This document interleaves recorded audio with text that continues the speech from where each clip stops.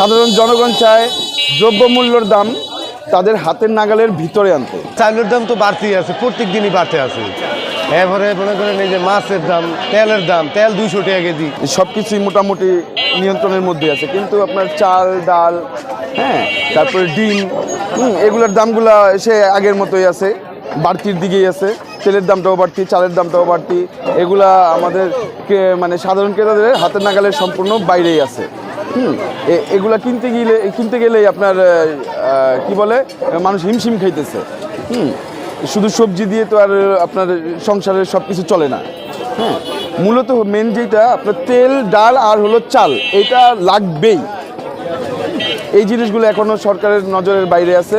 সরকার যদি এইটা আপনার নজরে আনে এবং এগুলো যদি একটু নিয়ন্ত্রণের মধ্যে আনে, তাহলে সাধারণ ক্রেতা মধ্যবিত্ত যারা আছে তারা একটু স্বস্তির নিঃশ্বাস ফেলতে পারে।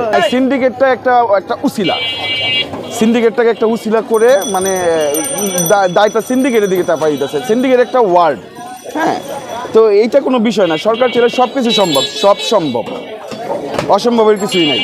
যারা এগুলার দায়িত্বে আছে তারা এগুলো চাইলে সব কিছু নিয়ন্ত্রণ করতে পারে। এখন একটা জিনিসই বলবো, একটাই অনুরোধ, যত যাই হোক সাধারণ জনগণ চায় দ্রব্যমূল্যর দাম তাদের হাতের নাগালের ভিতরে আনতে। ব্যাস এইটুকু হইলে আর সাধারণ মানুষের মনের মধ্যে কোনো কষ্ট থাকবে না, কোনো ক্ষোভ থাকবে না। চালের দাম তো বাড়তেই আছে, প্রত্যেক দিনই বাড়তে আছে। এরপরে মনে করেন এই যে মাছের দাম, তেলের দাম, তেল 200 টাকা কেজি, পাম তেল 200 টাকা খাওয়ানো লাগে।